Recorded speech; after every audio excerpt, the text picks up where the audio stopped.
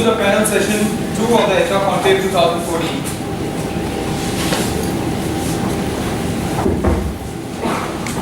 Hello one and all. Welcome to the panel session 2 of the HR Conclave 2014.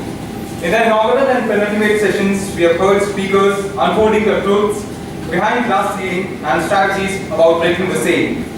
Now here comes another important sub-theme, which is creating female leaders.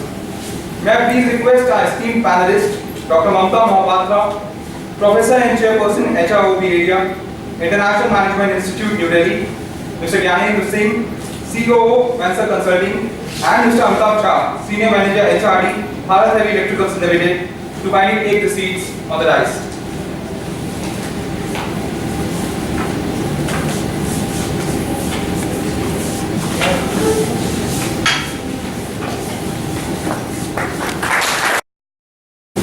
I request Professor Abdul Kader to extend floral welcome.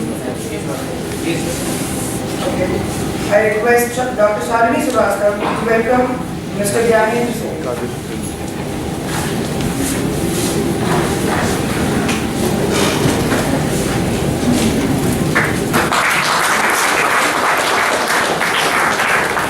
I request Dr. Swati Agrawal to extend floral welcome to Dr. Mamta Mohapatra.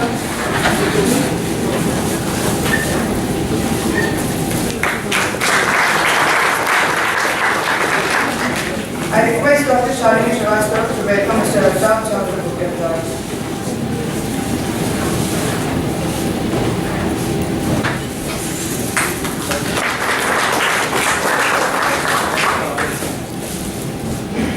I would request Dr. Mamta Mohapatra, Professor and Chairperson, HROB Area, International Management Institute, IMI, New Delhi, to lead the panel on the sub-theme of the conclave, Creating Glass Ceiling. Before I hand over the proceedings to ma'am, let me introduce the elite panel members to you. Dr. Mamta Mohapatra, a doctorate, master's in personal management and industrial relations, law degree LLB from Utkal University, and FGP from IIM Hyderabad. Dr. Mohapatra has over 20 years of experience in teaching, research and training activities in the areas of human resource management, industrial relations and organizational behavior. Currently, she is the Professor and Chairperson of OB HR Area at International Management Institute, New Delhi. Her prior assignments include Manager in Events of Enfield, London, and Fellow Institute of Integrated Learning and Management. She has been involved in training and consultancy activities with a number of public as well as private sector organizations, including MNCs, Maharatnas, and various private and nationalized banks. Mr. Gyanendra Singh joined Mansa Consulting Services Private Limited in May 2001 as a practice head for IT and telecom vertical and continued as director in September 2008. Currently working as a Chief Operating Officer with Mansa, which provides talent management solutions across a number of verticals and is into executive search, executive selection, and contingent recruitment, temporary staffing, and recruitment process outsourcing, that's RPOs. Mr. Amitabh Jha, Senior Manager HRD at PAIL, which is a Maharatna company, has over 17 plus years of experience into HR, HRD, and OD. Mr. Amitabh is an alumni from Patna University and XLRI Jamshedpur. He is a certified leader, auditor, and achievement motivation trainer, along with being a winner of National Case Study Contest. Sir has presented papers in national and international forums, including the one at IFTIOs. Also, his articles have been published in national and international journals, including the one at Piper Annuals. Sir is a PhD member of Indian Society of Applied Behavioral Sciences. Now I request Dr. Mamta to initiate the discussion.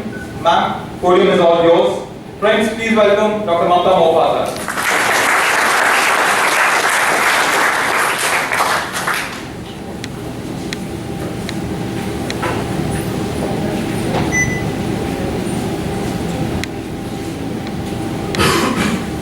My co-panelists, Mr. Singh and Amita, I call you Amita, taking me to work here, calling you Amita.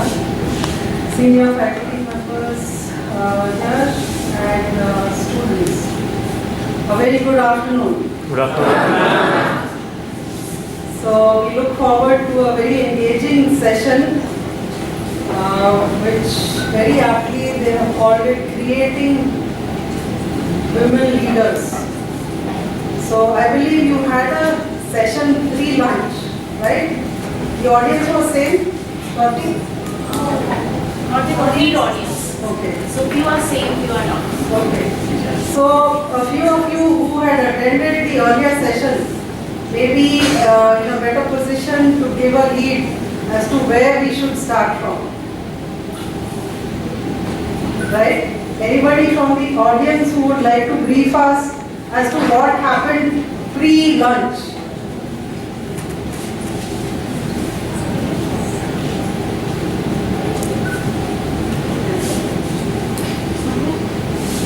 No? No takers for this question? Yeah. Pre-lunch we understood that what are the barriers, what are the factors that is empowering the women, and we learned about the class ceiling with the different views and what the factors that have to say. Like on the barriers we heard that there are three kinds of barriers, like the society, then they said supply and on different living stereotypes.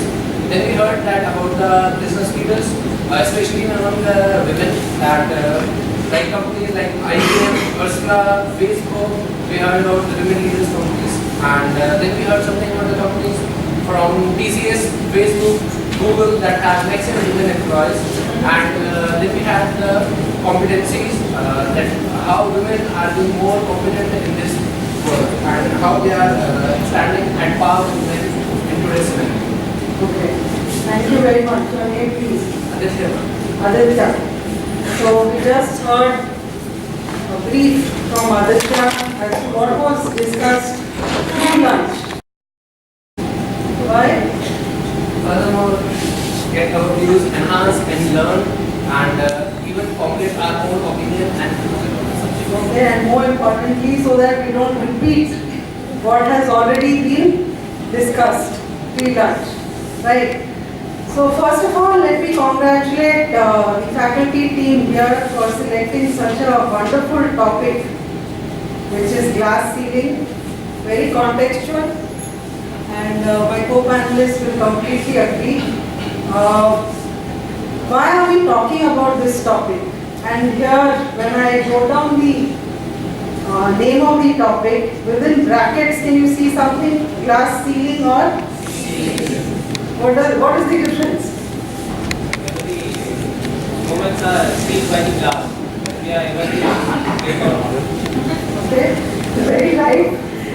So, is it completely sealed or are there chances to break that glass? Are there chances of breaking that glass? Yes? And we read out a number of examples as to how organizations are doing it already. So IBM and all the tech companies taking steps as to how to break the glass ceiling. So all of you, I hope, understand what is glass ceiling. We need not get into the definition and all that about glass ceiling. So let me take a few minutes and then maybe I'll call my co-panelists for the introductory remarks, and then we have a Q&A. Is that right? Sure. Okay. Now let me take you back a few centuries. And have you heard of female leaders like Gargi? The audience, are you with us? Have you heard of Gargi, Gayatri, Upala? No? Anybody? Okay, who are these females? They are great Vedic women leaders. And during the time when Vedas came into being, these leaders, they not only influenced societal thinking, but they were regarded and worshipped as goddesses. Why? Any reason?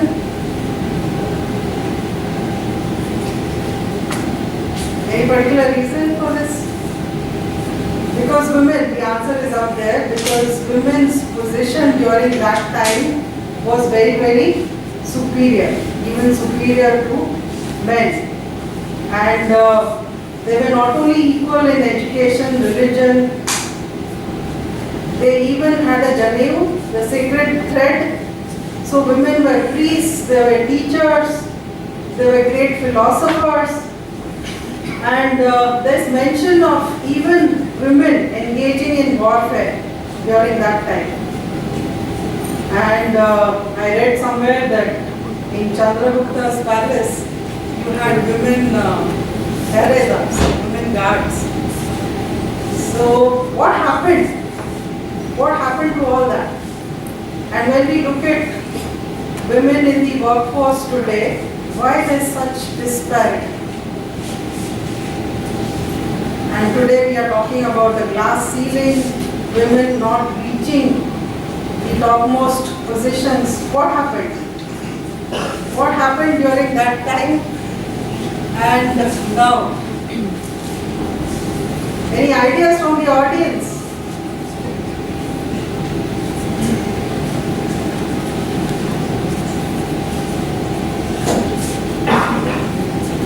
Any ideas from the audience as to what went wrong? Probably they became conservative. They became conservative. Why? Right.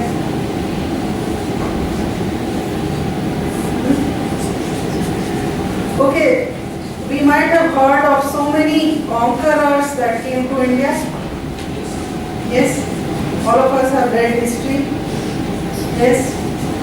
So how many times was India raided? N number of times, right? So somewhere down the line, men folk had to protect the women folk. And this protectionist attitude has somewhat continued till date, and women have not been able to break those barriers and reach those heights. And that's why we need to have conferences like this to discuss why this glass ceiling. Okay, what is happening now? If you look at this balance or imbalance, on the one hand, women have family to support, their parents, and on the other, when they join a workforce and go to work, in the workplace there are various challenges, issues that they face.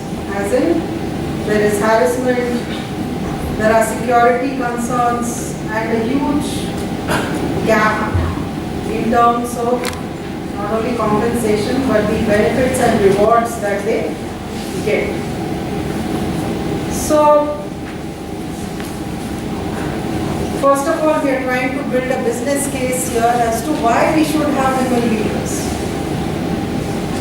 And I got this very funny quote from a well-regarded women professional, and she says, if Lehman Brothers would have been Lehman sisters, the economic crisis would have been very different. Why? Why would it have been very different? Because women have these strengths. So when you look at women leaders, and various studies and researches have outlined that women are better able to perceive, understand situations. They have a strong sense of dedication, loyalty, commitment towards the organization. They are able to multitask. They have great collaborative working style. They can manage crisis better. They are willing to share information, and their behavior is mostly gender neutral. So I think the room is filled with more male members than females. Any disagreement on any of these points? No? Okay, so all of us are familiar with these female leaders. Yes? Okay. So they somewhat have been able to break the so-called glass ceiling. But I think 1 month ago there was a comment from Indira Nui that women cannot have it all. And all of us are familiar with that comment. Have you read that little story? Yes? How many would know about it?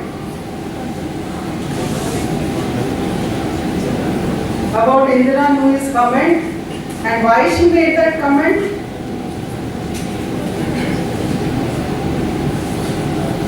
Would you like to know? Okay. So the day she was nominated the president of which company? Mexico. She was thrilled and she said, let me go back home early because she used to work well into the evening, like 10 o'clock or so. She used to leave office. But that day she said, let me go home so that I can share this good news with my family. So she rushes home, quickly parks the car, and then as she's climbing the stairs, her mother says that, wait. She says, what? Mama, I've got something great to share. Then her mother says, it can wait. First you go and get some milk. Then she says, Mama, I've got something to share. It can wait. Then she knew she didn't have time to argue with her mother, who was very stubborn at that time. Mother-in-law. Mother-in-law? It was her mother. Mother-in-law? It was mother-in-law. I thought it was mother. No, mother-in-law. It's mother. It's mother. It's mother. So then she quickly went and fetched whatever she was saying. She came back, dumped it on the dining table and said, now can I say whatever I have to say? And she said, I have great news. I have been appointed the president of such a huge company. And why didn't you tell she took her husband's name, I forget, Vikram or something. Why did you tell him to get this grocery? Then he said, oh, he's tired, he's come back after a day's work, he's tired. So, you see, this is what women have to balance. So, they have to maintain a balance at home as well as in the workplace. That's why she said women cannot have it all. And some place she mentions that my children, they have written me off, because I cannot give them time, I do not go to the PTAs. So children say that, oh Mama, what's the use sharing this with you? So she carries a huge guilt feeling that she's not able to give enough time at home. Okay, let's move on. Look at some statistics. This is Fortune 500 women representation at the board level, the first one, and we see a gradual increase there, which is around 16.9%, statistics of 2013. And if you look at the bottom level statistics, that is women representation in the executive officer positions, there also it is about 14.6. Is it high, low? Very? Very low. So it's a cause for concern. Okay, coming on to why women opt out of the race. What happens to them? Like we have, like if you look at statistics, quite a good number of people join organizations, but as they progress in their careers, somewhere down the line, as they reach mid-level careers, there is a huge drop in the participation rate. So, somewhere women try to be more perfect. So, I want to be a good mother, I want to be a good bahu, I want to be a good worker, at the workplace also, good employee. Women not good at networking. Do you agree? Females in this August gathering? No. No. And this is data research which shows that women may be good at networking amongst colleagues, but not networking for the sake of business. So that's, you see a difference here. Lack of flexibility on their part, that is switching roles. Then there's this gender lens, that is women are not looked at with the same yardstick and not rewarded as the male counterparts, and of course work-life balance issues. So how can we help? I think the panel here needs to discuss what are the ways that we can improve or build female leaders in the workplace. So we are looking at a process of, if I may say, meiosis and not mitosis. What is the difference? Science background students? Meiosis or mitosis?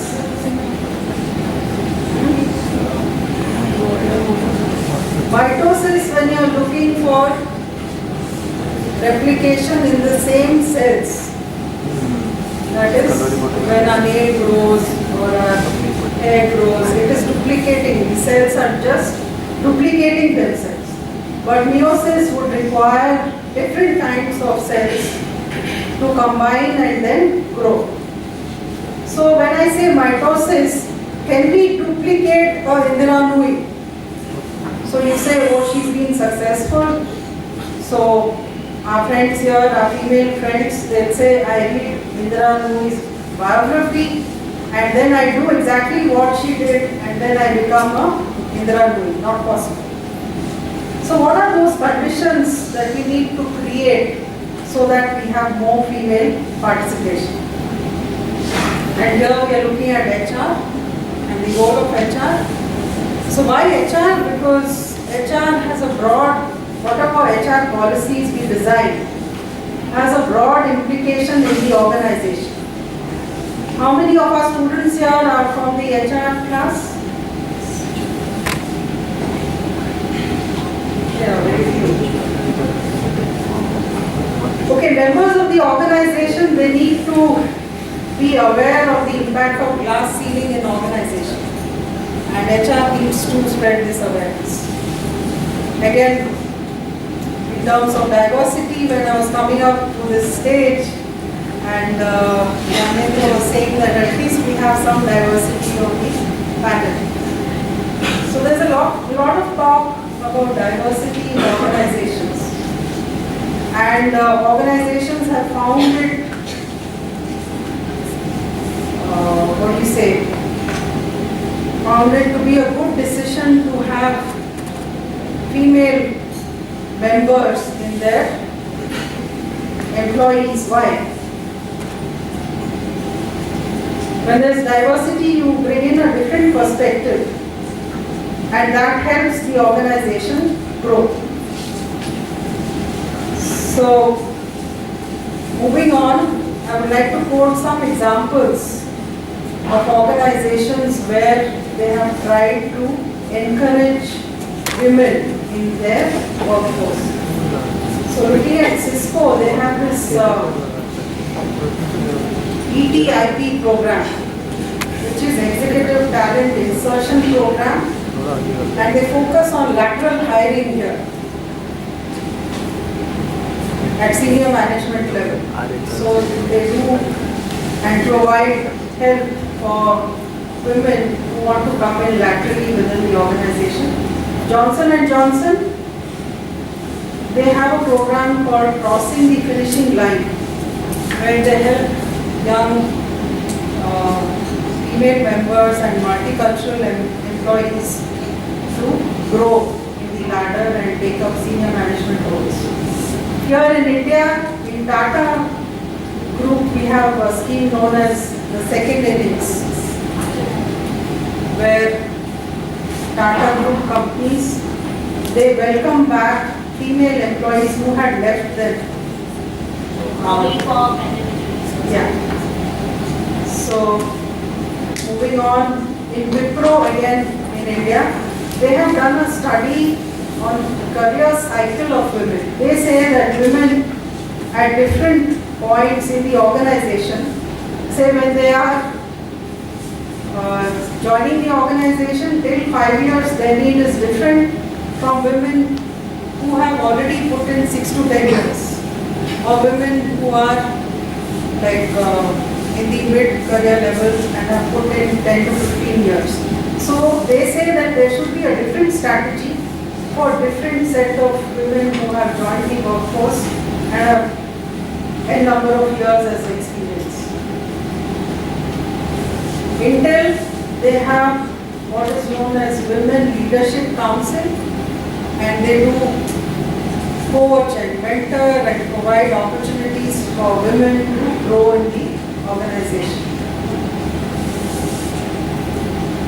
Now again, coming back to what can we as HR managers do to encourage female participation in the workforce. So there is a list here which is self-explanatory. Again, many companies trying to focus on women and encourage women to get into the workforce.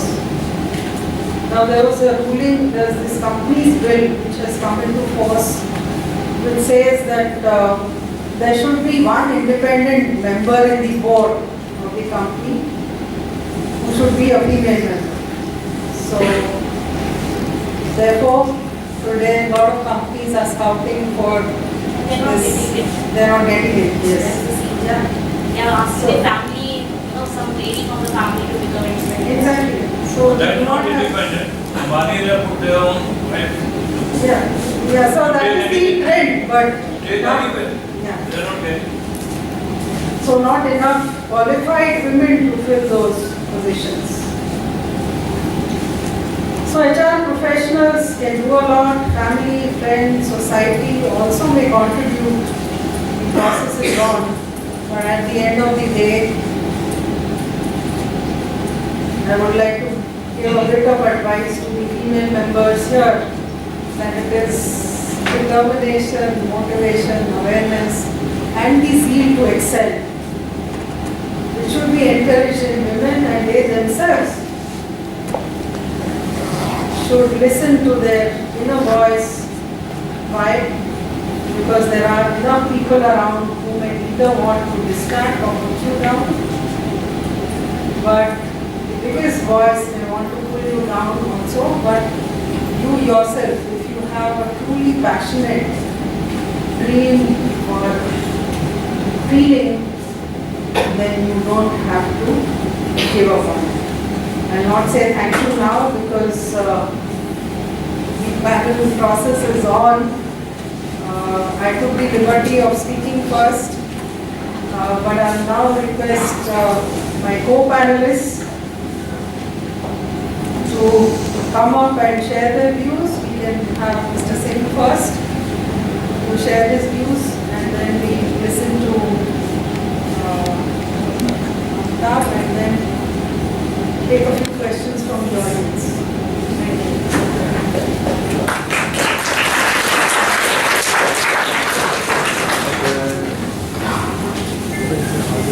Thank you, ma'am, for sharing such great and vital insights. Continuing from where Dr. Mamta left, I would now like to request Mr. Gyanendra Singh to please share his valuable ideas with us. So, please. Very good afternoon, everyone. It's interesting, someone from academic side talking, and you just keep listening to them because there's a lot of knowledge that you get. And I'm sure since we are talking about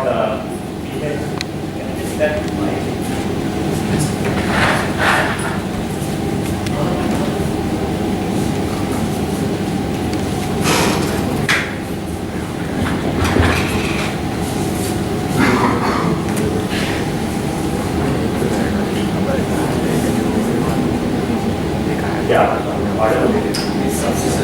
Great.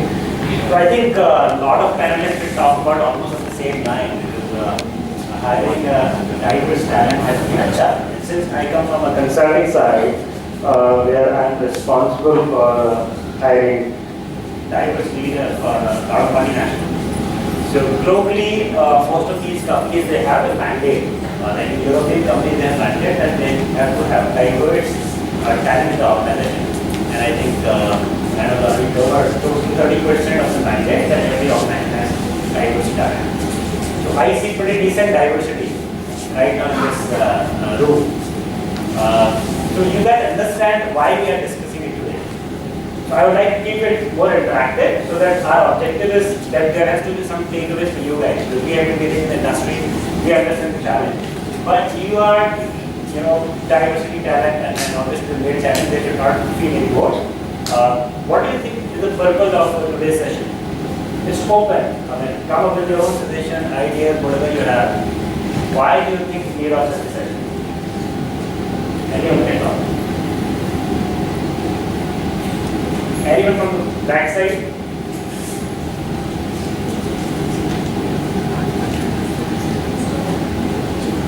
You can try.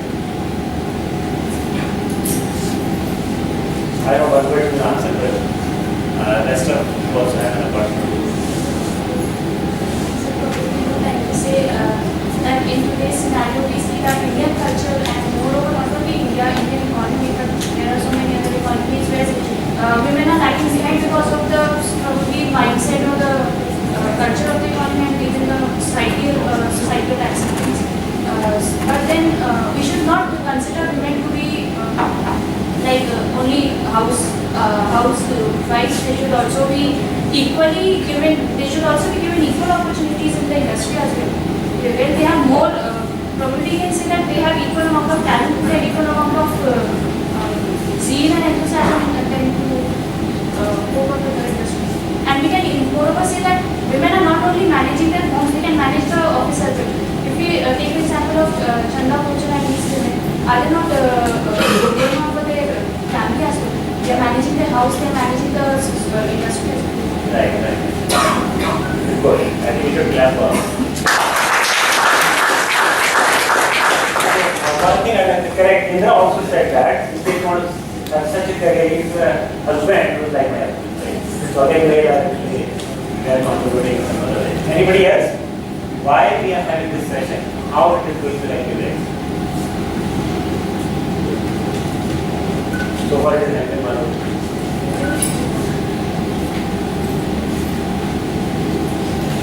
Okay, so I'll not take much of time. I think you need to be more attractive because the more you will talk, I think the more you will learn. Right? I think the reason why these sessions are being done so that you learn more and then you sit in your campus institute you can talk on some of the latest topics. Yeah, So I need to ask that how this session can help in creating female leaders. There is no session being conducted for creating male leaders. So I just want to ask how it good question, but the fact is, if you look at even the CEO, only 4.6% of the global CEO population is female. Right? That means 94% countries are anywhere there. They are already dominating. Right? I see it as an opportunity. So, as it is a problem, it's an opportunity. Yeah. If I could understand this in a better way and provide any solution in near future, it's an opportunity for me. Yeah, I think so. Because some of you come from the HR background, some of you could be from finance or marketing. Each of you have the benefit of it, right? If you are marketing, you would be managed at point in time. And you will be required to have maybe your manager would say, you understand goal sheet? Okay, goal sheet is kind of KR, right? Where you are measured, you are evaluated year on year based on the goal sheet you are given at the time of hiring. Your goal sheet might have that the kind of team you have, your team should have 30% diversity. So you will be required to hire diversity for your team, whether it is finance or marketing, right? So there are various reasons. Yeah. There was an ad recently, I've seen, I don't remember what ad, but there, in that, the wife is the boss in your office. At home she is the Okay, good. I've not seen that. Please explain this, I don't remember the ad.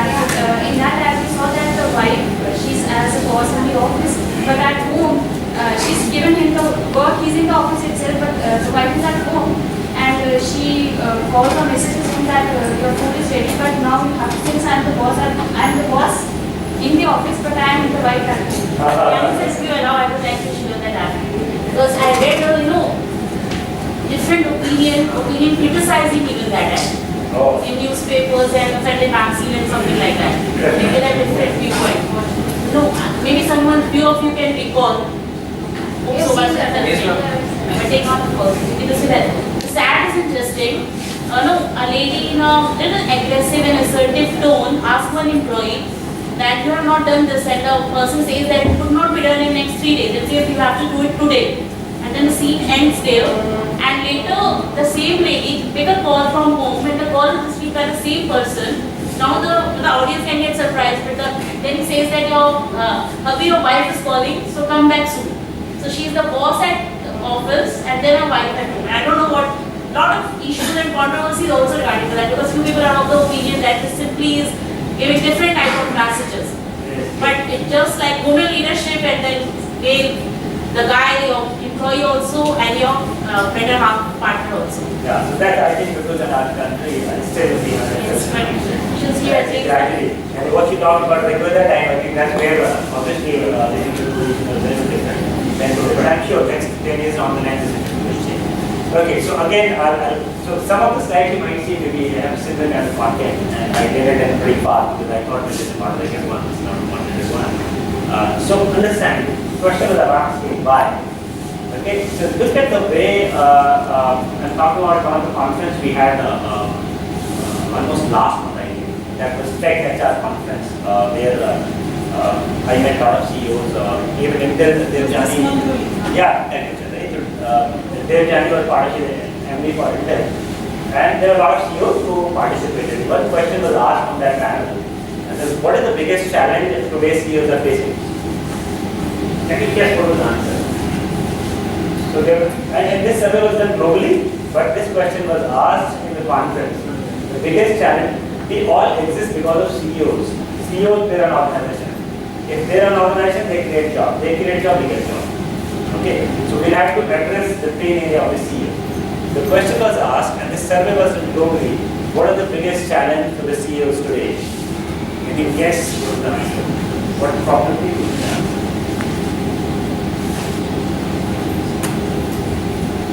I think we should try it. You not get marks or you not good marks. Sir, probably because the competition from a women's side. And as a bank founder, but we can't think like them. So this might be a competition going on. So I think the challenge is different. I think there are some logic to it, but it was a CEO problem, pretty serious discussion. And all the CEOs of big Fortune companies were issued.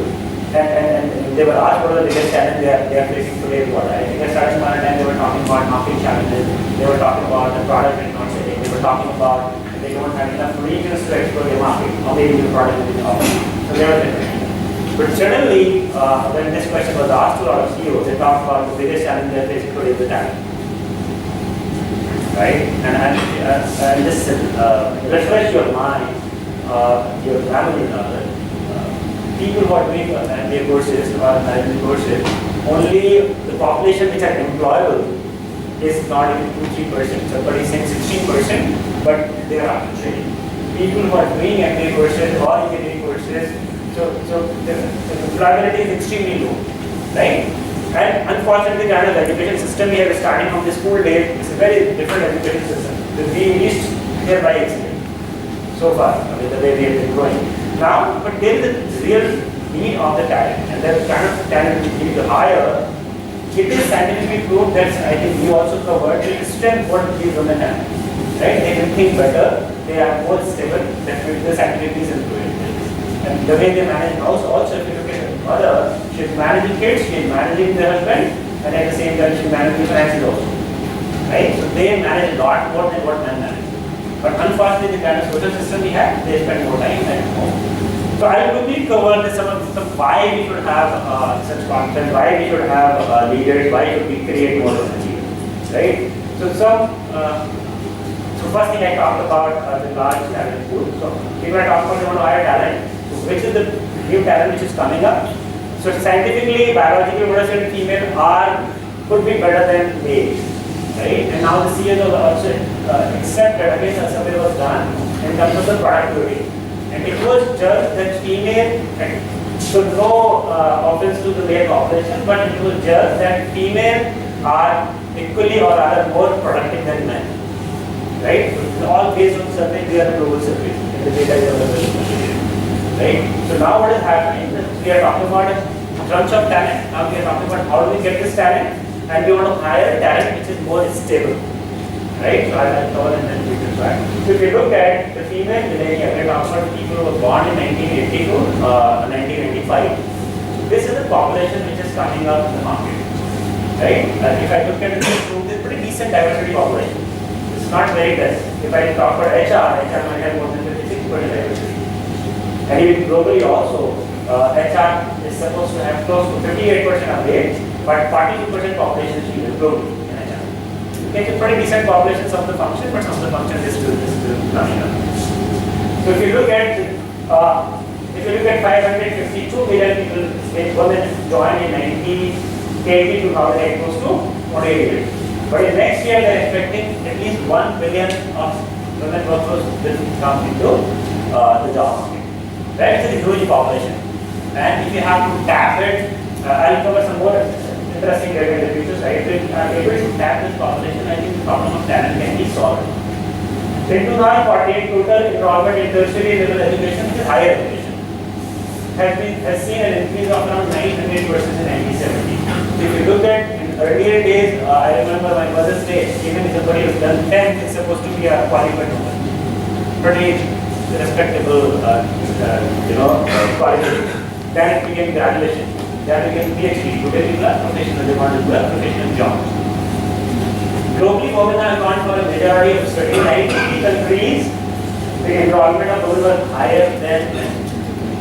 Right? This data is clearly an indication of that those who become HR leaders, they are going to hire talent. They will have to keep it in mind that I need to set the business expectation that you need to hire diversity. There are challenges associated to it, but that talent is available, which is more stable. Right? This is some of the reasons why we have. Let's go through some more reasons. Return on investment. Again, all this data, whatever, since I come from a consulting background, whatever I'm covering here is all data. And in case I tell you, in case you can talk on this of the data, this intelligence always valid. Return on investment. 4,500 companies with at least 3 female directors have seen their return on investment capital increase by at least 66% impact. And I think that's what people are trying in India, that every company should have a diverse board. Because they can think, they can add value to the organization, and that can help return on investment. Return on sales increased by 42%, though she talked about networking, right? So if we are hiring the women and they have supposed to do business development, for example, so you are meeting with people you have never met, right? You have to build a relationship, you have to convert, you have to connect with them. People in India is still coming up, but if you look at a lot of countries that they have done it, organization has been impacted up to 42% increase their sales. Return on equity increased by at least 53%, which is huge. 53% is a huge return. Another research done, S&P actually gave a word of. Female representation in top management improved financial performance for organization, their innovation, their key piece. This is the PwC research. And they did this research for almost 20 years. So that means they tracked the data, the female population for almost 20 years, and then they came up with this data that this actually impacts the financial performance of an organization. How many of you find this information useful? Very good. Thank you. Improve productivity. Again, I will go back to ma'am's. That's I really like when you talked about the strength of female. I mean, if I could open that, I'll just show. Just open that.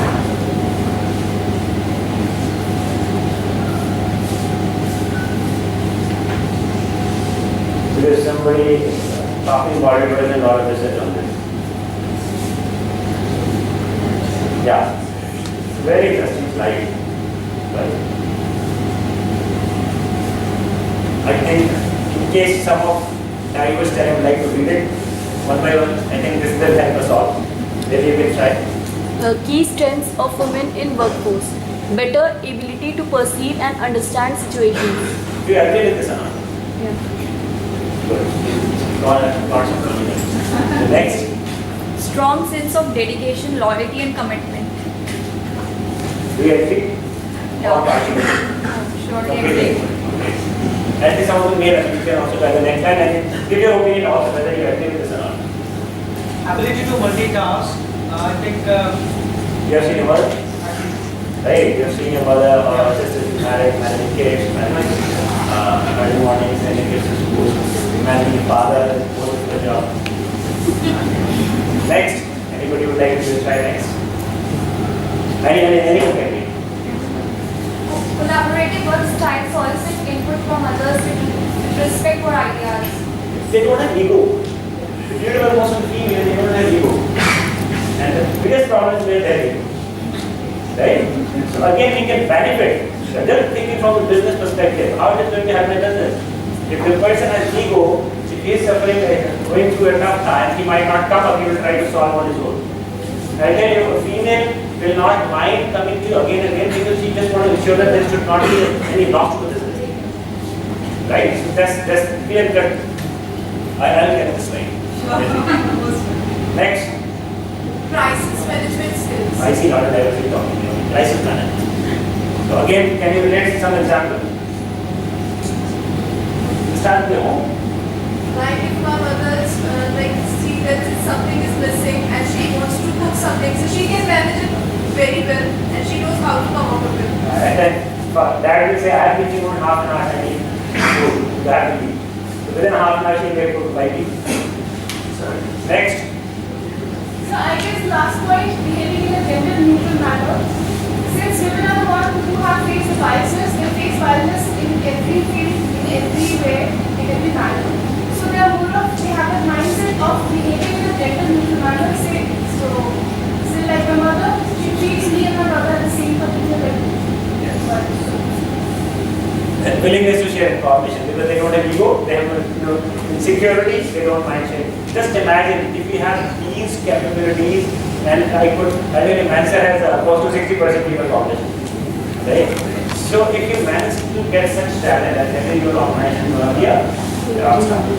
Right? Don't you think that at times of work, crisis management skills, women are the first to No, if I tell you there are situations. So, females have three phases of life, right? I think we should cover in some sense, but I'll go on. Before kids, right, and after kids. So there will be one phase where you love kids, you're not married, but you're not married, right? Your behavior is extremely different. I have seen my wife changing behavior after kids. Far more mature, knows how to manage situation. Before marriage, she was as casual like me, right? But after marrying 2 kids and after I think 6, 7, 8 years now, she's like a different person. I've seen 3 sides of personality. And it's not about my wife. After a lot of women I see that they have these 3 kind of personality. And I'll tell you, in most of the cases I found them lot more intelligent after kids and otherwise one thing what he's asking is about female panic. It's about male to panic because of what he say about they have a lot of ego, so they don't want to show it. They do panic, but even males are more emotional compared to females. I change it all. Okay, so I just want to cover this because I found it really interesting. Okay. Okay, I think I will take a lot of time and I will in class. I hope you guys are enjoying, right? Should have to. Okay, food productivity is because of that reason I talked about the slide we just covered. But there is a scientific reason also. So one of the professor, Anita, she is part of taking a lecture. I hope you all know this. The team that at least one female member have a higher collective IQ than all male teams. I have seen personally in my organization, I had a team of 4 people and it was extremely difficult to manage them. And so one day I thought, let's fire them all. Right? Then I thought there is another female leader, she was there and she had a lot of sessions. So I thought let's put her in that team and make them one team. And I'll tell you that team became one of the best performing teams. Because So whatever issue these three guys had, she was good in terms of absorbing negativity. And she used to absorb them all and give them positivities. Right? And that will become one of the most productive people. So again, one of the strengths over here. EQ also. Oh, that's very nice. Yeah. Good, so I can make that. Another important aspect. So I have the first person who joined our organization, she is still with us. Right? So because they are low maintenance, because they are very young. Right? Male at times will work for money. Female, in most of the cases, they don't work for money. It's more commitment. They work for commitment, they work for loyalty. They just want to ensure that if I'm associated with this person, they'll be loyal. It can be comfortable zone also. So that's why we ensure that they should not be comfortable. Yeah. Right? But inherently, so if you look at what we are talking about, the traits of an individual, right? So whatever we are talking about, there will be exceptions. We are only talking about positives, right? So this is another thing what we have seen. They are low maintenance. I think if you take care of them, understand their emotional cues, I think they are one of the most valuable guys to have. Okay? So I see my non-diverse talent there looking at me. I don't know. I hope everything is alright. Okay, so this result was done by the gap. So this we are talking about what ideally is the situation. Let's talk about what exactly the situation is right now. So I talked about only 4.2% of global CO double. So very less number of women. Globally, out of only 1 out of 10 leaders is a woman. So here I think we talk about at least maybe a higher number. So generally, so I can say the range of 10 to 15%. Leaders basically might not be a CEO, but a person who has a leadership role. Like the vice president would be some sort of a leader. There are different definitions for the different regions. And look at India where we stand. India is a country with one of the lowest percentage of female employees. With 23%. So I have skipped most of the countries with one which are related to us. If you look at US, it's 52%. Countries like Spain is at 48%. Yeah, so there is a, that means a huge opportunity. If 23 we can convert to 52% and then your need for talent will be sorted out within India itself. You need not to go anywhere else. Okay, I somebody talked about barriers. I'm sure in case it has been covered, it might be a kind of a repeat, but this is what specifically from Indian perspective. What are the barriers for female? You talked about that Heritage Act. So that's the first of biggest barrier. General norms and culture practice in the country. This is the biggest barrier in our country in India. Why? And that's the reason they say that. So this was done on a scale of 1 to 5, and the higher the rating, the barrier is higher. Right? So the barrier is higher because maybe at times people say that Pakistan. So we have hired a lot of people from tier 2, tier 3 cities, from Kurukshetra, Palana. So the moment girls they complete MBA, they join until in 1 year they get married. Still we have a population where parents think if she has done MBA, shadi karo. It's a huge population. So and that's the biggest barrier when we see that. So what we are experiencing, even the data is also talking the same line. So a lot of population shadi ho MBA karne shadi karo. Okay, so that barrier is very prominent at the highest one. Lack of adequate work-life balance policy. I think you also talked about. So I think that every country has a learning curve. So gradually, some of the organizations people know that, like Conclave has that, IBM has, Intel has that work-life balance policy where you can work from home. But still, a lot of companies they don't have. Yahoo CEO you would have heard of, she completely removed work from home option. But people are still debating, but in some of the cases it's good. But it's a barrier because not every organization has work-life balance or work from home policy. Lack of flexible work hours. I remember GE. So one of my friends was GE. So what she used to do, she used to carry her kid along, and there was trash on the ground floor. She would leave her child with trash at 9 o'clock in the morning. Throughout the day, they have complete sessions, and in the evening 6 o'clock she leaves, and she picks up her kid and comes back. Right? But again, I talk about one organization. They're very, very few. Lack of flexible solutions, lack of role models, they are very few. I think the slide which you covered had all women CEOs. There's very few populations. If you ask someone what is a role model, Indira might not be a role model for everyone. right? It looks like a distant tree. So again, that's the thought process. Lack of adequate race-free opportunity, and we still see that, but that's the biggest gap we have. So a lot of girls, they get married, have kids, they move out from the job, right? But again, when the kids are 7, 8, 9 years old, that's when they have an opportunity to come back. And I have seen since they come from a recruited background, it becomes extremely difficult for them to come back because organizations say routine. Because they have 4 years, 5 years, they have different mindset. Even HR at times they do not support such people. Ideally, even if they are not able to fight it, the potential is still the same. The only thing investment needs to be done is to be trained. Lack of acceptance of the use of diversity policy and practice. As I said, it's still a lot of organizations they don't have diversity policy.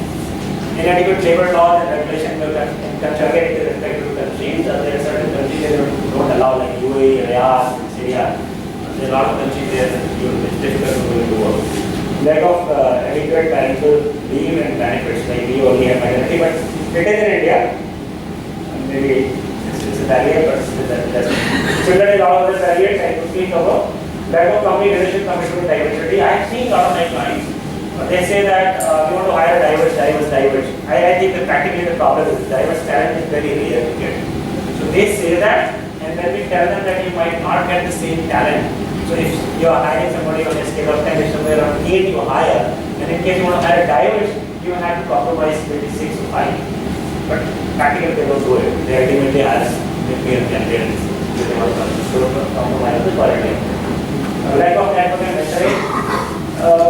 That's again a challenge because there are not many mentor-oriented OPS you can work. There are a lot of things that sorry, please don't work, rather than encouraging them. Lack of challenge facilities. So there is a list of reasons why it becomes very difficult to work.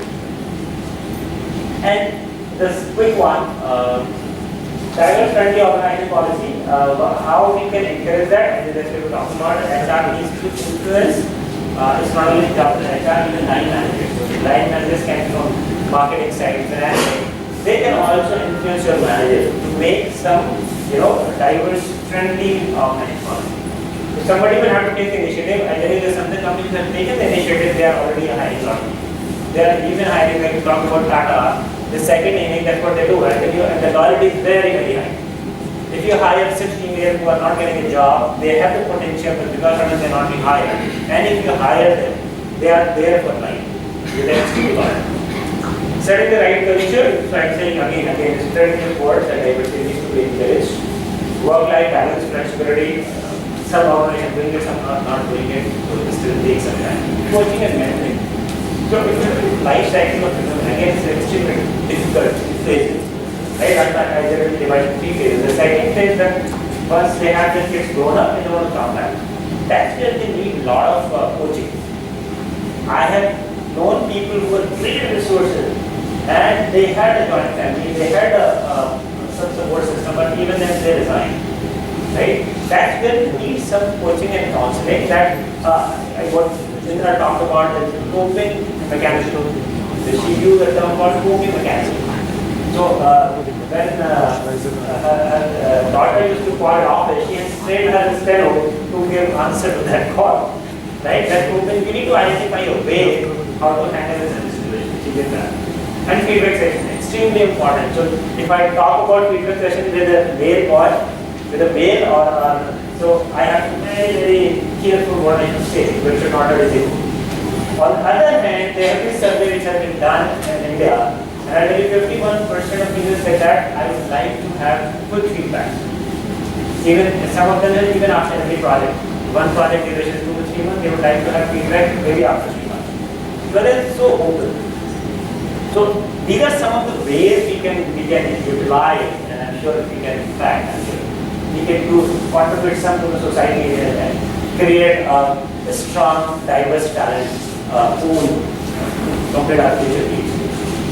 I think that's what I have to share. Thank you so much.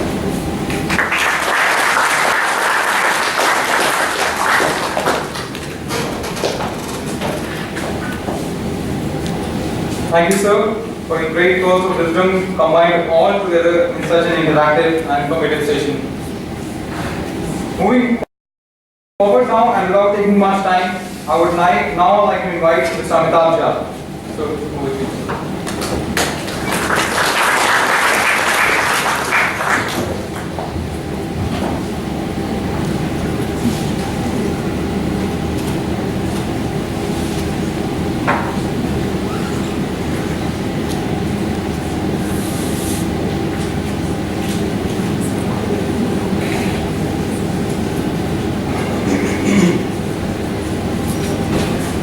Respected Professor Namta ma'am, dear Gannon, seniors from the Korea Institute, friends, it's indeed an honor, pleasure here.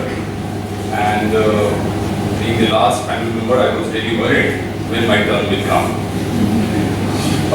Looking at a few things which were happening here, I was also sensing that when we are talking about glass ceiling, we are talking about the great qualities women have and in bracket men don't have.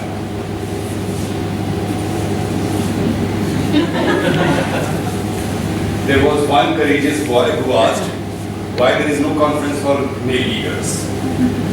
And I was not in the mood to interrupt. Yanit was leading that session. I really wanted to clap for you. You are a courageous boy. Also, when Gannon said that ego, only boys and 2 panel members here are in the bracket of MCPs and they have huge ego. In bracket, women don't have ego. I have reservations. I also sensed that many boys here, maybe because Professor Swati is sitting, wanted to say something but they are not. Who would like to get low B or C plus? Anyway, so we are talking about something very important. I have a huge regard for Professor Mamta, and this regard for Professor Mamta is not because of her gender but because of her competence. And I strongly agree that somebody who has been there, done that, whether it is Indra Nui there, or let us say Professor Mamta Mohapatra here or you, Professor Swati here, it has nothing to do with gender. It is purely because of an individual's competence. Professor Mamta started talking from historical perspective to HR policies. And ma'am, you asked who was Gargi. There was a silence. I'm sure if you would have asked who is Shakira, everybody would have answered. That's the reality of life. Gyanendra did talk about global studies and data points. I have a different perspective and I would like to make that presentation. So, are you ready? I would like to start with an opening thought of 2 genius. There is more gender diversity, 2 male. But 2 I consider outstanding, brilliant human beings. One is Professor Burns, kind of authority on leadership. And Burns in 1978, he said leadership is one of the most observed and least understood phenomena on earth. And second one, I would not like to ask and embarrass you. It is Professor Vikram Sarabhai. Many of you must not be knowing, I'm sure. So Professor Vikram Sarabhai mentioned, and it is coming from the book Wings of Fire of our ex-president. He says that it's important to be internally simple and externally easy in an internally complex and externally difficult world. And that's perhaps the mantra of leadership. If you really want to go up and high in life, it's important to remember this. Slightly complex sentence, but if you really remember it, and if you chew over it, mull over it, something will happen inside, something will happen deep inside you. Internally simple and externally easy, and an internally complex and externally difficult world, that's the mantra of leadership. So in this presentation, what I am going to do, I will talk about 3 things. And I will also take that much time which everybody has taken. So first I will talk about gender stuff. Second, I will talk about the issue of leadership, not necessarily from the women perspective. Because for me, somebody who is there has nothing to do with gender. I firmly believe in that. And if somebody is not there, again, it has nothing to do with gender. There are persons, there are friends, there are relatives I know very closely who were brilliant boys. I mean, I come from boys' school and I was one of those backbenchers there. And there were some of my friends who used to be the front league and blue-eyed boys of class teachers that time. They could not make it because they were not having that stuff really sustain and continue. So it has nothing to do with gender. Yes, gender has its own issues and that we are going to talk. So first is gender stuff. Few things which I could gather. So top 10 competences desired for model leaders. And you will find out of 10, there are 8 qualities who are considered to be feminine. So only 2 things are considered to be masculine. So most of the qualities are feminine.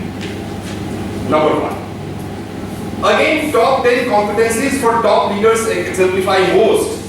And you will find if you are a very sharp student of statistics and if you study that p-value and everything, you will find most of these things, the average mean percentile is higher for female than for male. Except one very important one, about which when I was doing my MBA, then an article came in HBR that time, and I still remember that. There was a full-length 6, 7, 8 pages article in HBR, and it talked about the last point, that many women are not able to really make it big. The reason being, their strategic perspective is missing. And even in this study, you will find the last dimension of that, where male counterpart is scoring higher than the female counterpart. Develops a strategic perspective. And Ganend will agree with me, because being a consultant and the kind of work he is engaged into, for a CEO role, somebody who has to groom and nurture the organization, that becomes a very important parameter. So remember this point 2, flag it in your mind. Number 3, a McKinsey study, and very interesting study if you find. Even with equal skills and qualifications, women have much more difficulty reaching top management positions. And if you sum it up, strongly agree and agree, you will find a large percent of women are agreeing on this than men. So 93% women agree on this than only 58% of men. And it reminds me of a senior from my PhL. One of my bosses, despite being a sharp technocrat and engineer, he is also a poet. And once he was, and of course he has 2 daughters, and he knows the difficulties and pains of girls and the kind of biases society is facing. So he was once telling a poem of his, and he said, Hindi में है कविता, छोटी सी कविता है, and McKinsey के report से mail खाती है ये कविता. He says, नारी, जब भी नारी ने कुछ करना चाहा, जब भी नारी ने कुछ करना चाहा, एक दूसरी नारी ने कहा ना री. So it was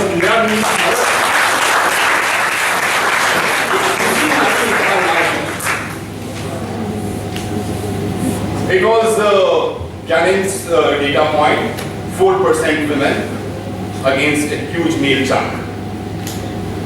So that gives us a reality that it's not only just glass ceiling, man, it's a concrete ceiling.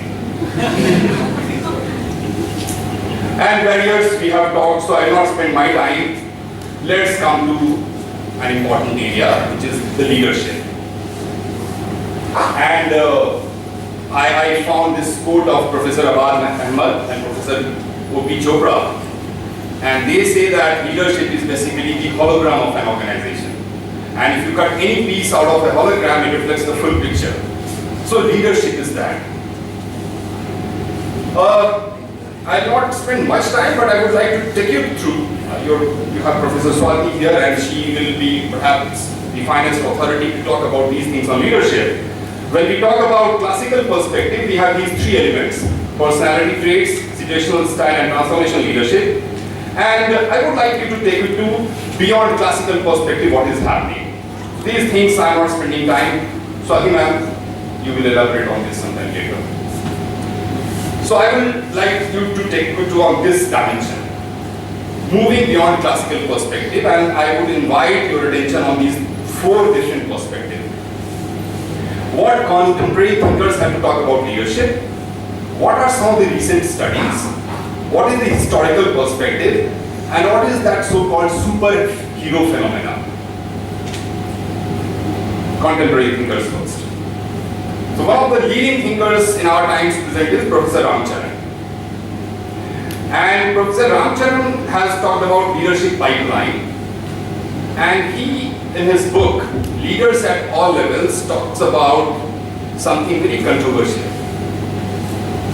Ram says, not everyone can be a leader. Remember that. Everybody doesn't have stuff to be a leader.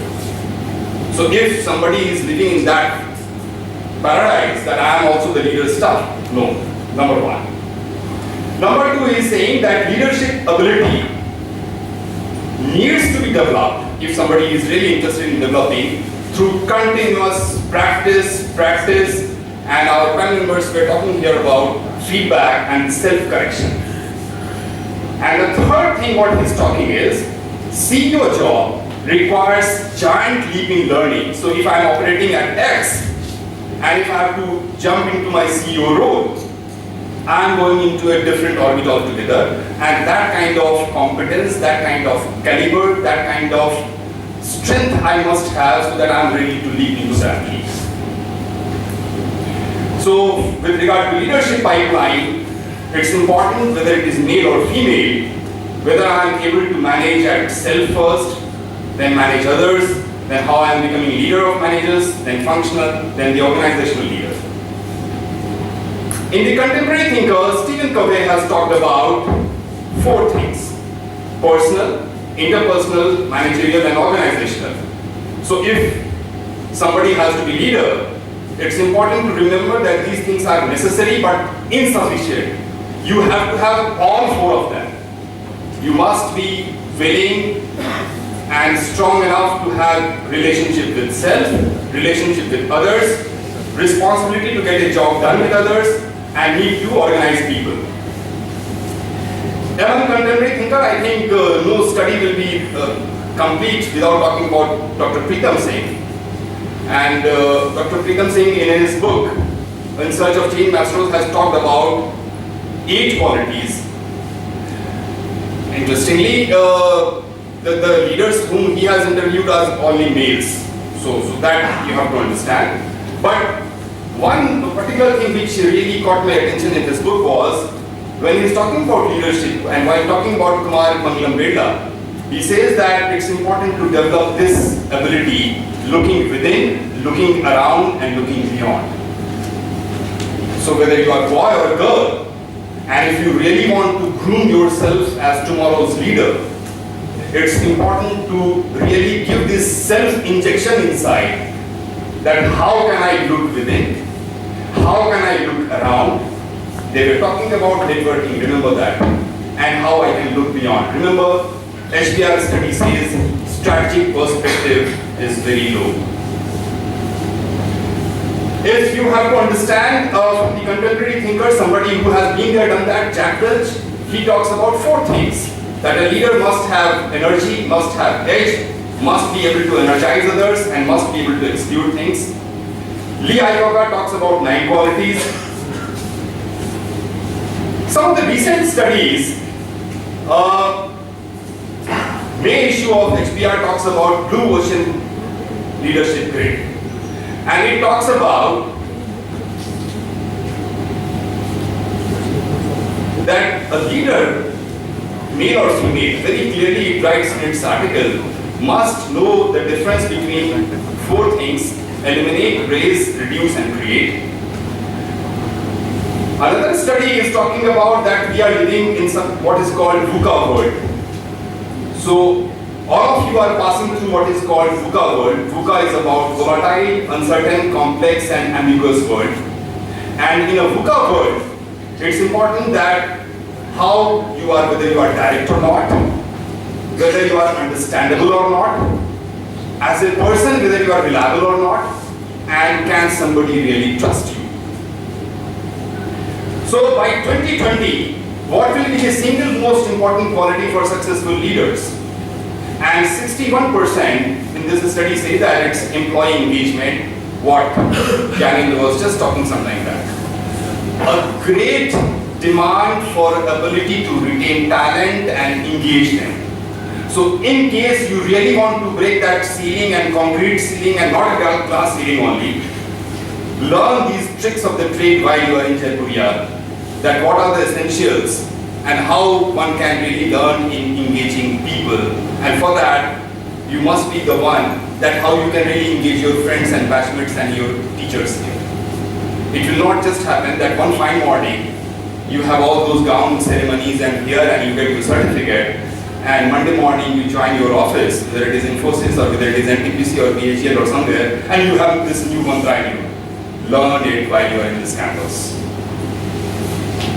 Historical perspective. My own little bit of studies into history, whether it is Ashoka or Raja Chola of South India or Akbar. So when these three persons really became great and legend, they became great and legend when they started doing their self-churning process. Ashoka till Kalinga was a different Ashoka, and post-Kalinga Ashoka was a different Ashoka. Akbar, for that matter, was a different Akbar before Deen Ilahi and post-Deen Ilahi. Superhero phenomena. All of us, we have grown up with these things. Right or wrong? And they are superheroes. They have the kind of powers they have. Perhaps human beings don't have. But the latest version of superhero, Man of Steel, and if you have really seen the film, and most importantly the director's cut, the interview behind Man of Steel, you would have observed that while making this film, the process was that the new superhero will not be just the person who will have this superpower, who will have his pant over his full pant, and who will hold this building. Rather, the new Man of Steel is the person who is more into self-reflection mode. If you have not watched this movie, go and watch from this perspective. Also, Barbie doll, which many of you must have grown up with. I checked up with my wife that are you aware of the punchline of Barbie doll? She asked me that you are doing a test, and if it is test, so do you want breakfast or no? The reality is, friends, that even if you have grown up with Barbie doll, the punchline is, Barbie doll also says, be your own hero. And I really wanted to drive that message to you, whether it is superhero Man of Steel or it is Barbie doll. Many of us, we have not gone beyond the Barbie doll's the exterior part. The punchline in Barbie doll is, be your own hero. So the gold within is gold within. And I would like to come to my takeaway. So what is my takeaway from this? The takeaway depends on three windows. And these three windows are three questions before you. The first question is, am I ready to develop myself as a leader? And it is for boys and girls, it is for you also. It is for anybody in this hall, including me. Am I ready to develop myself as a leader? I know some friends, some relatives who are not willing. I know a relative of mine was working with the bank, and of course I can't take bank's name because of ethical reasons. Swati ma'am will not call me next time here. And this gentleman was asked that you have to head the Mumbai branch. He said, I'm fine here in Noida. And he was given bungalow and this and that. He said, I'm absolutely fine retiring with this position. And I don't want to be this branch head and this ED and all this. There are persons. I'm not saying good or bad. I'm not passing any value judgment. It is that individual's choice. So first look inside, as Dr. Preetham Singh writes, are you really ready? Because what we are talking about, Indra Nuyi's frustration, is not a small thing. It's a big time. The lady has done unparalleled kind of work in her life. And when mother is saying, पहले दूध ले आओ, तो आपने उसके 25-30 साल के मेहनत को कहा कि दूध ले आओ. So remember, is it my choice or am I being compelled? First window. Remember also that there is a price for it. Anything what we do has a price. And it calls for a huge amount of work. If I have a huge belly, and if I want to be in a good shape, I must get up early in the morning at 4 and I must do my jogging. But you know, it's so nice to sleep 6, 6:30, 7. The best sleep you get around 7, 7:30. And this bloody watch which is disturbing me. Price. If I have to be in a shape, I must throw that watch out of the window and I must get up. If I have to write a book, there is a huge schedule in front of me, but if I have to write a book, I must do something about it. So in case I want to develop myself as a leader, am I willing to pay the price? And clarity. So context, certainty and clarity. What is my action plan? What is my checklist? And how do I measure? It's important. And this will be different for different persons. I have my own issues in life, so my checklist will be different from yours. There cannot be anything which will be one size fits all. Second takeaway which I would like to focus upon is what Mark Miller said, that secret of all great leaders is their desire to serve. And serve in his words stands for seeing the future, engaging and developing others. Remember, flag number 3, that in 2020, employee engagement is going to be an important criteria for leaders. Reinvent continuously, value results and relationships, and embody the values. As a professional, as a leader, the first thing, and this is for all boys and girls, first thing is self-belief. Whether what kind of belief I have about myself.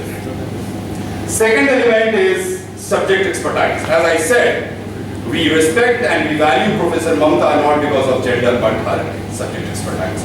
I remember when I was in Hyderabad BHL a few years back, there was a good friend in ISP, Professor Shyam Viswanathan used to work there now. He was Dean ISP. And Shyam used to come to our campus to take sessions in MDPs.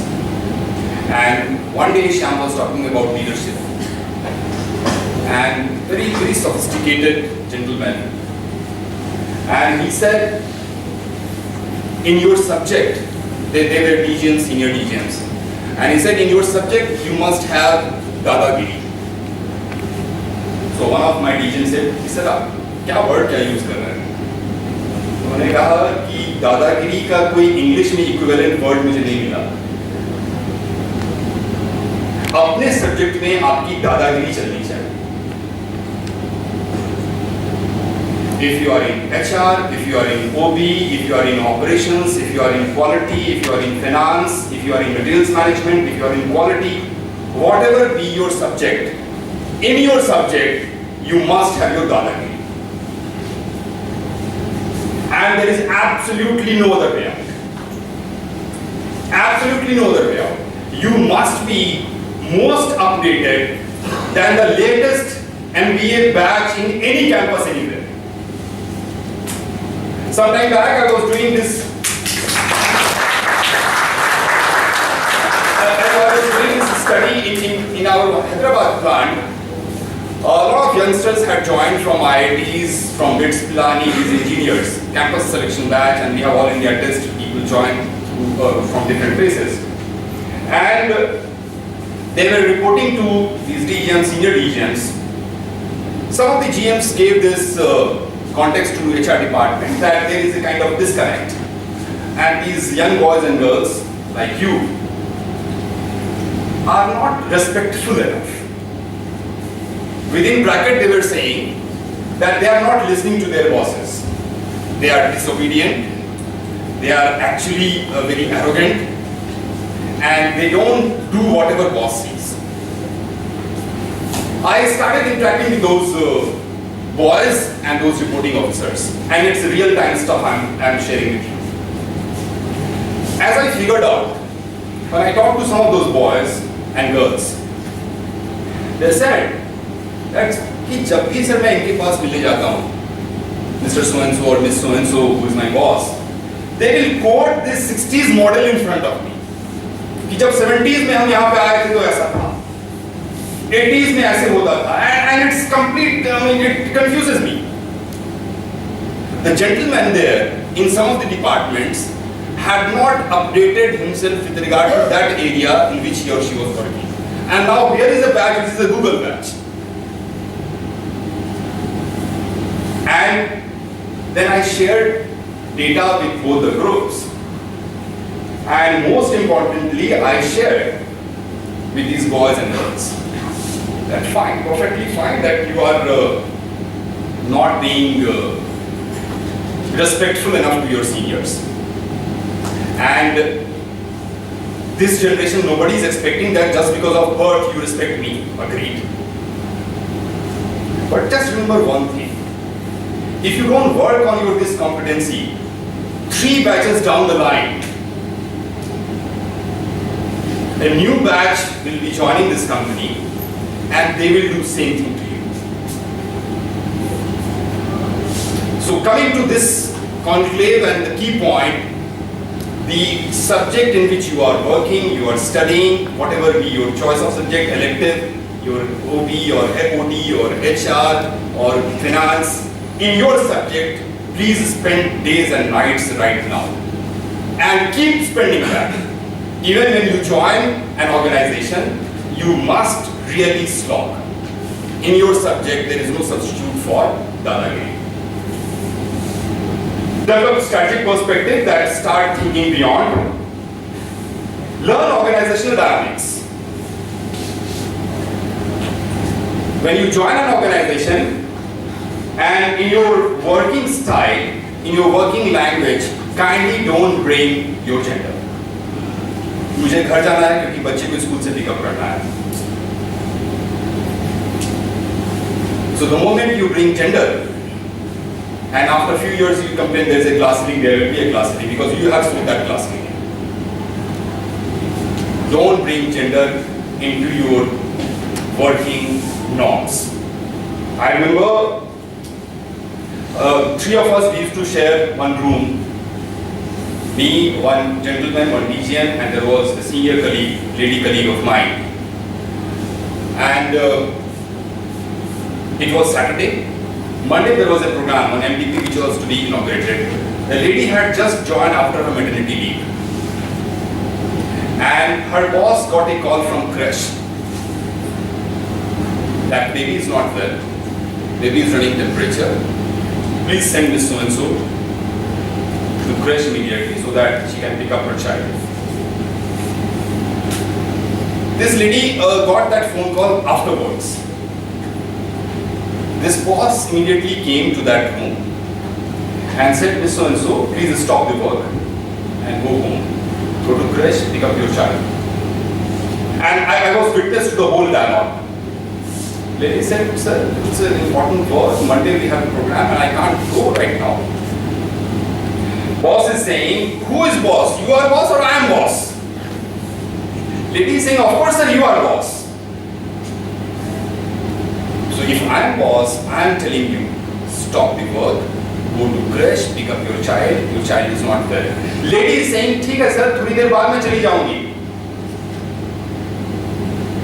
But boss finally insisted, he said that, please go to crash, pick up your child, go home, these files you leave it to me, I will take care. Monday, if your child is not well, don't come. No sir, Monday there is a big program, who will take care? I will take care. Friends, you don't get such bosses all the time, everywhere. Lady was lucky. And I saw that she was asked that you go back. Lady was still saying that I will work. So yes, these issues are there. And a lady has to tackle these problems, no doubt about it. But from your side, kindly don't bring those dynamics. And last thing, there is absolutely no substitute for hard work. So with that, I would like to end. So those who complain about glass ceiling should keep in mind that glass can be shattered if one strikes it hard enough and long enough.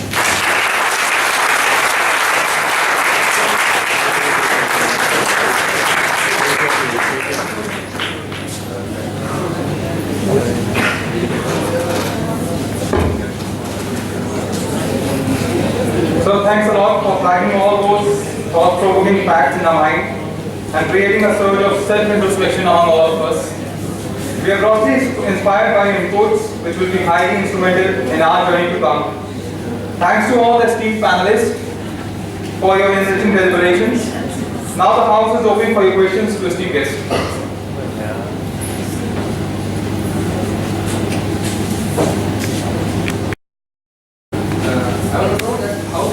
HR encourage an organization where it's a truly sales side or an organization which is a 24/7 kind of organization. How can HR encourage the women participation there? That they come on, they take jobs at those places. Because in such kind of organizations, men are more preferred. It's a kind of aviation, hospitality. In these industries, these are approximately 24/7 running industries. How HR can help that women comes on the different basis here. Yes. That's a very nice question.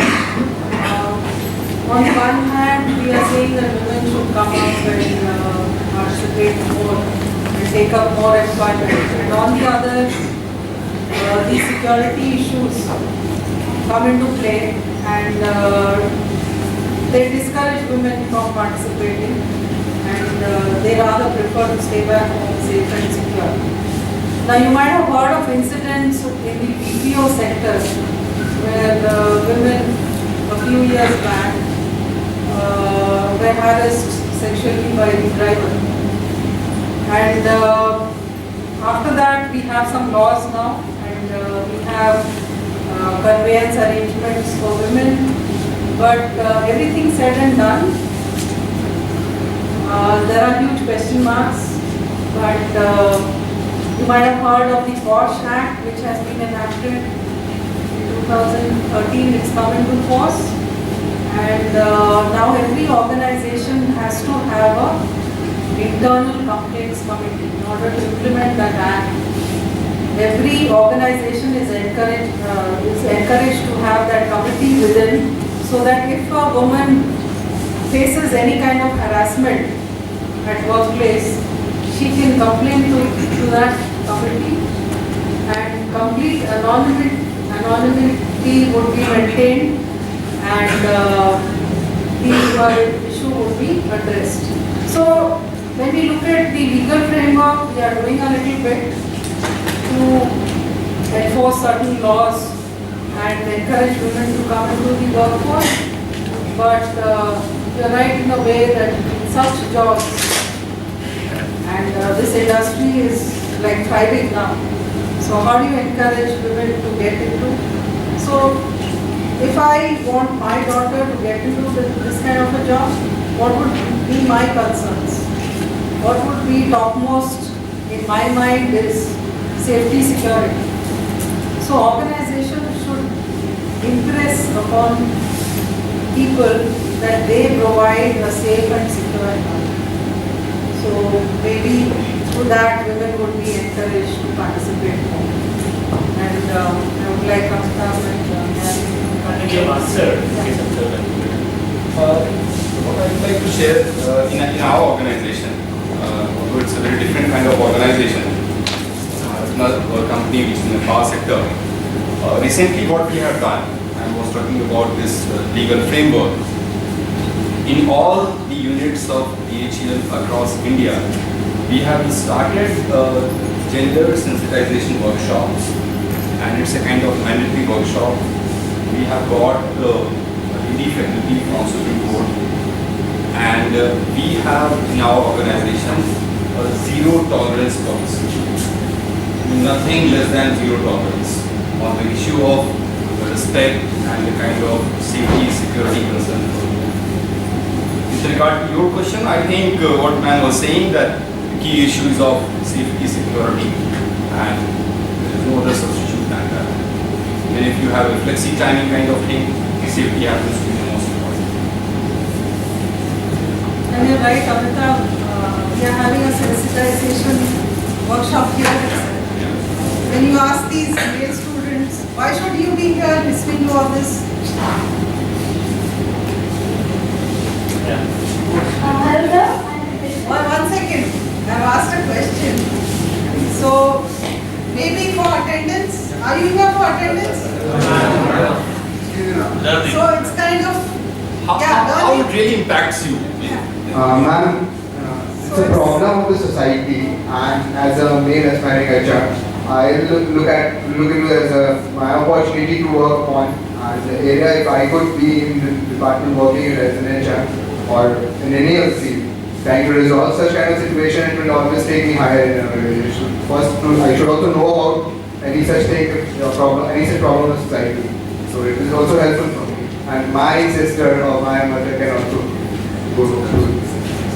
So it's kind of awareness building or sensitization happening here itself. Any other question? She wanted to ask. Ma'am, hello sir. I have a question. It's desired outcome of this so-called breaking of blood ceiling. I mean, can only change in the frame of mind lead to the breaking of blood ceiling concept. I mean, if you change our frame of mind. I think somewhere in the so when I say enabling environment, it not only means bringing a change in the mindset, but also creating conditions so that women can grow up that ladder. So creating conditions where you give equal opportunity, there's transparency, there's equity. So all these things you have to ensure in the workplace itself. I think you are right in stating the fact. If I have to understand from your any OB or psychology book, change in thinking leads to change in belief. Change in belief leads to change in attitude. Change in attitude leads to change in performance. And change in performance leads to change in creating more success stories in your life. So, key lies in changing thinking. In Vishnu Puran, they say that Lord Vishnu, out of several meanings of Lord Vishnu, Vishnu not only evokes fear, but he also takes you out of fear. So even on any issue, the key lies that how we really look at it particular thing. On the issue of glass ceiling, of course, it's a big time issue of taking an attitude and the mindset. I mean, when ma'am was talking about that particular Airtel ad, and it is creating the same thing what happened to that Hari Sadhu ad of Naukri.com, right? And if there is a lady boss, male counterpart finds it difficult to really accept. Well, so far it is paneer butter masala and biryani on the table in that ad, it is fine. But her telling that sorry guys, you have to do it, it is difficult to adjust. I mean, difficult to accept. So it's about mindset. Good evening all. I would like to ask that this growing trend of women is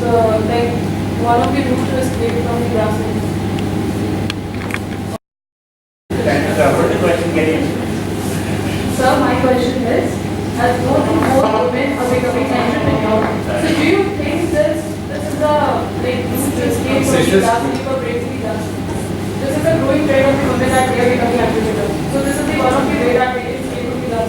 No, I mean, it shows the kind of talent we have, right? There are so many companies, CEO of Mayala, I mean, there are so many organizations here, with a lot of female who are in these organizations. So it is, I think, the hope, and I think it is an example to everyone. Look at the kind of people that the academy diversity can have. They are running these organizations, large organizations. It's not this capable because they have the talent. If there is no one else who are going to utilize this talent, they are utilizing their own talent. And in the process, they are building their organization. It's not a escape, it's basically an opportunity which they are utilizing. So I want to ask that women are perceived more emotional and family oriented. So do you think that this is the reason that women are not high in that position in our organization? So if somebody emotional doesn't mean that only for family oriented, right? I think what we are talking about is EQ of female. They actually create manager also, right? If they have it, if somebody emotional, they will be emotional. It is your strength.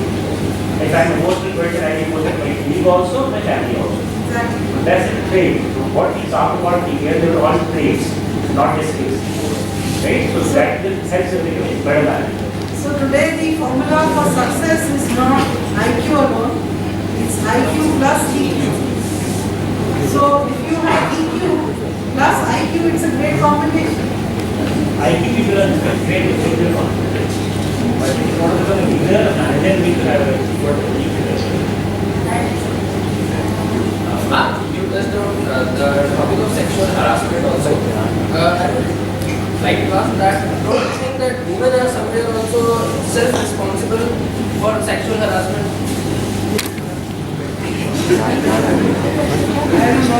When they don't raise their voice, when they don't raise their voice, instead of system being Yes. so isn't it Very true. When I mentioned that WASH Act, so WASH Act, the act is there, yeah, but Act is there. if they don't respond, and then the blame comes So on the the women. intent of this act is this, what we are basically saying is there are incidences and generally women shy away from reporting such acts. So we have tried to give complete confidentiality and try to build a mechanism in this act which encourages women to come out and talk about it. Report it. Or it's a societal pressure. No. Don't you think it's a societal pressure more of that due to which they shy away from reporting such incidents? So therefore, through this act, organization, through its internal members only, so if you go through this act, it says that you can report an incident after 3 months, after 6 months. So when you come to terms with it, maybe mentally, and still after 6 months, if you want to report it, you can do so. So it's encouraging women to come out in the open and report such acts. I would like to say something on that. You know, when you are saying that whether the lady is responsible, I mean, if a lady is not raising her voice, now it's important to understand why that lady is not raising her voice. That is Right? due to only societal pressure. So you know, let's understand. I was showing you this quote of Professor Vikram Sarabhai, and I was listening to Mallika Sarabhai, her daughter, sometime back on NDTV. And Mallika says that I don't know who must be that lady, but the lady who dared to have jeans and t-shirt for the first time in our country must be given Bharat Ratna. In 60s or 70s, let's say, somebody who dared, and that nobody knows who must be that lady, and the kind of pressure what she must have faced. She says that the first lady who really came out of the house to say that I am going to be the breadwinner must be given Bharat Ratna. Because here was a lady who really, I mean, forget glass ceiling, really broke that concrete ceiling. And the real ceiling of society and the pressure and the way she gave a punch in the society. Now, those tenets of those ladies who first time wore jeans and t-shirt, or who came for get got out of the house for the first time to join the workforce, nobody knows them, right? So we only knows big names. We don't know these small people. And if we listen to them and if we understand their heart, the courage part, the kind of strength part inside those small people are the big things. And if they can do it, why not? So I will go back to that previous question, that it's about the issue of my self-belief, my self-conviction.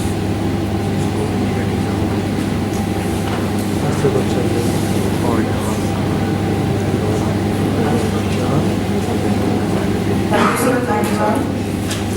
May I now request Director Sir, Dr. Swati Agrawal, Professor Abdul Qadir, to present mementos to our guests as an humble gesture of gratitude.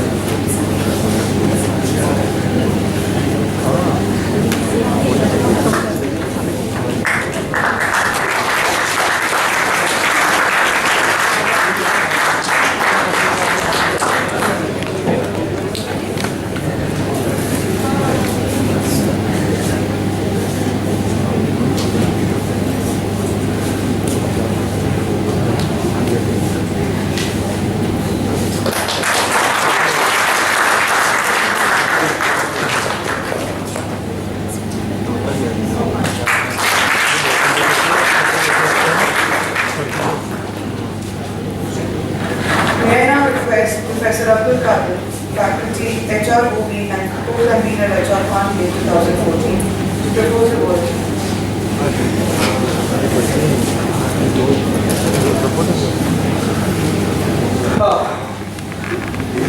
It's a retiring day, but I'm sure no one is going to retire from here, right?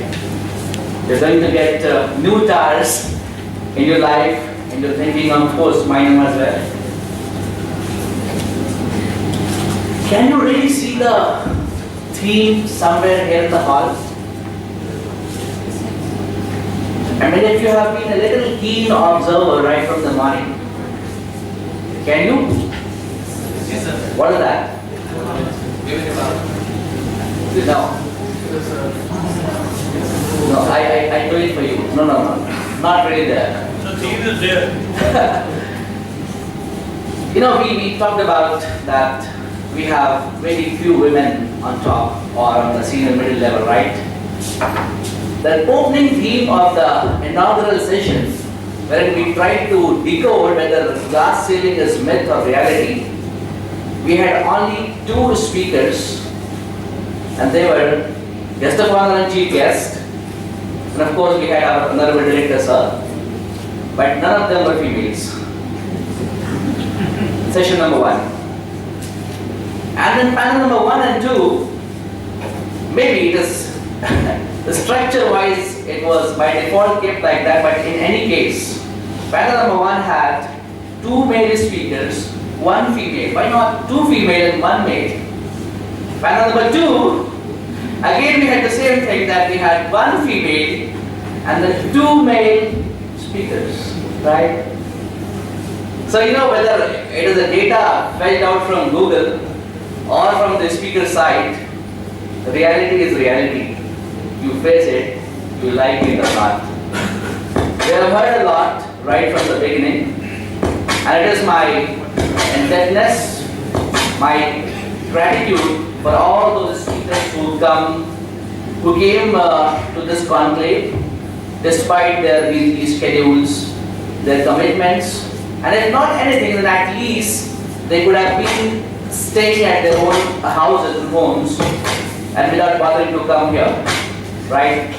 So sir and ma'am, please accept my heartfelt thanks for coming to this conclave, to this panel, and ensuring that it is a great success.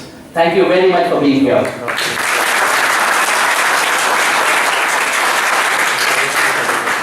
It would be unfair to include in this vote of thanks the people who made this show possible.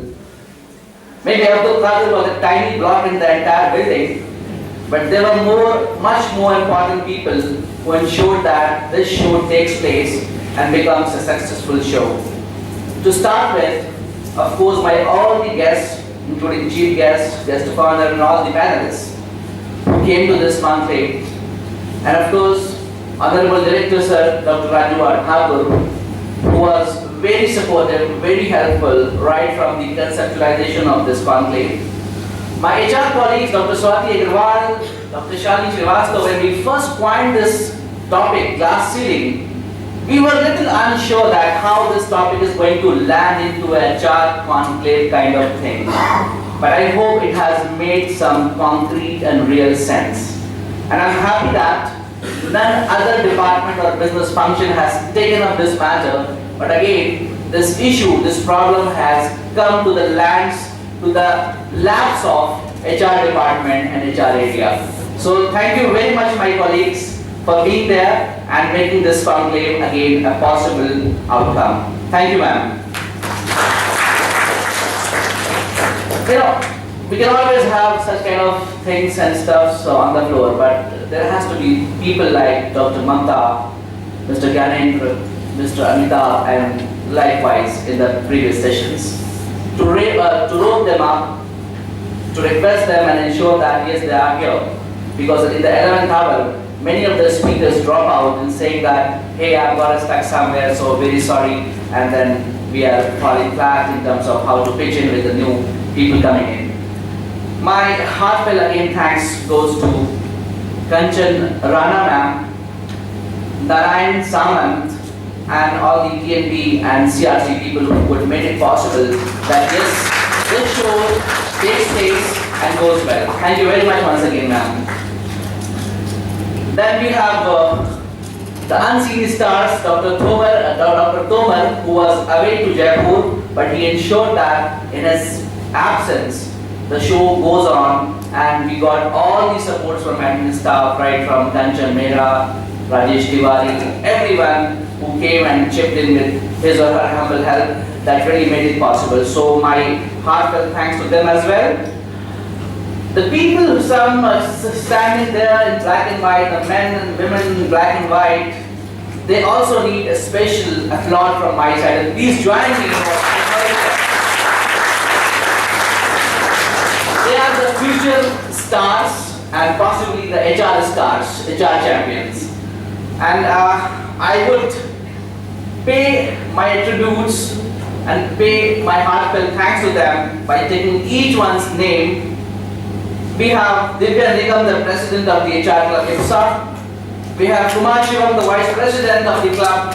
Soumya Agarwal, Sakshi Sinha, Deep Mehta, Saroni Gulati, who all the way from Jaipur came in the morning and ensured that she compares the inaugural session, and then she was there. Anjali Jaswal, Priya Saxena, Mohina Jain, Amita Avasti, Aditya Purana, the most vocal of the lot, Geeta Bhardwaj, Madhulika, Apurva, and then from first year, the coordinators of the HR club, Sahil Gupta, Ritu, Sudhanshu, Akansha, Amba, Namita, Rakshita, Jayashri, Sayoni, Aditi, Divya, Himanshi, Vishakha, Diksha, Shivangi, Nimisha and Nimishi Agoi, Anisha, Harshita, Anjali, Saurabh, Mansi, Anjali, Anusha, Simran, Sahil, Shivani Salim, Kushatru, Vaishali, Ruptrisha, Ranjal, and Isha. Please, I beg your pardon in case I have forgotten to take the names of few who are still the part of the show, directly or indirectly.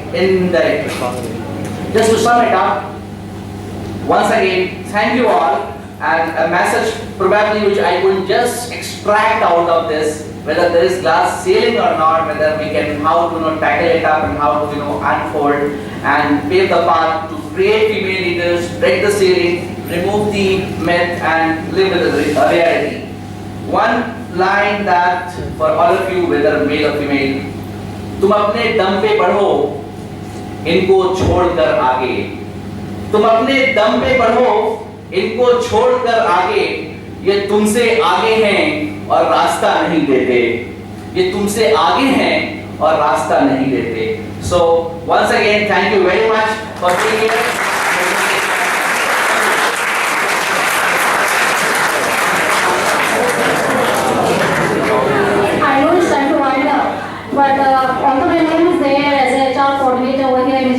Conclave and co-convener. But the real man, the only person behind the show is Professor Abdul Qadir, because I